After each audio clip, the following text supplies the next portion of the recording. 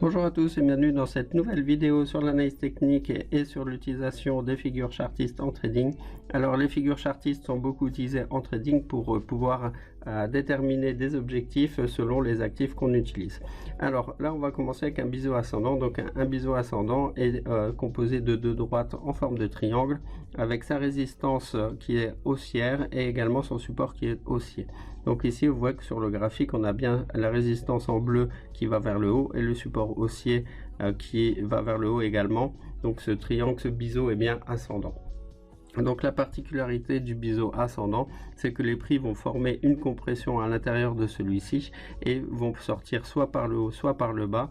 Et grâce à sa sortie, on va pouvoir déterminer un objectif. Alors ici, on le voit bien sur le dessin, que l'objectif en fait va pouvoir être déterminé par rapport à la première oscillation. Et c'est ici qu'on va pouvoir déterminer l'objectif du biseau ascendant. Donc un biseau ascendant est une figure de retournement et une fois qu'on a une cassure qui se réalise à un endroit, ça veut dire qu'on va pouvoir inverser la tendance, enfin en tout cas que l'actif va avoir un léger retournement de tendance, soit à court terme ou long terme. Après ça va dépendre de l'actif analysé et de l'unité de temps sur laquelle vous tradez. Donc au niveau des statistiques, dans 80% des cas la sortie est baissière et dans 50% des cas il y a un pullback. Alors le pullback, c'est quand les prix viennent retester le support ou la résistance qui viennent d'être franchis pour pouvoir repartir en sens opposé.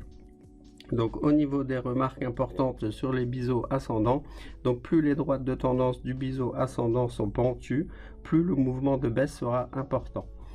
Le point de cassure intervient généralement à 60% de la longueur du biseau ascendant et les biseaux ascendants très larges donnent des meilleures performances que les biseaux ascendants étroits. Pour ces informations, ça reste bien sûr des statistiques, mais la plupart du temps, vous verrez qu'elles s'avèrent souvent intéressantes à connaître.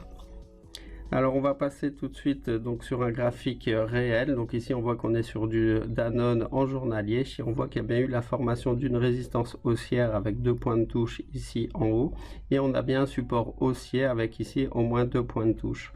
Donc on voit que le point de cassure a été réalisé à ce niveau ici, qu'il y a eu un pullback parce qu'on est venu retester directement le support et qu'on est reparti tout de suite à la baisse et qu'on a atteint l'objectif très rapidement parce qu'on l'a atteint en quelques jours à peine.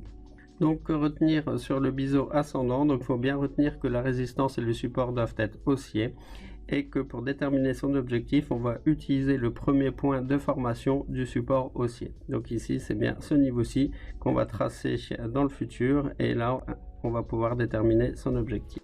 Si vous voulez aller plus loin et apprendre un peu plus d'informations sur l'analyse technique, je vous invite à télécharger un guide gratuit sur les bases de l'analyse technique directement dans la description de cette vidéo. Si vous avez la moindre question, n'hésitez pas à nous mettre un commentaire et nous vous répondrons le plus rapidement possible.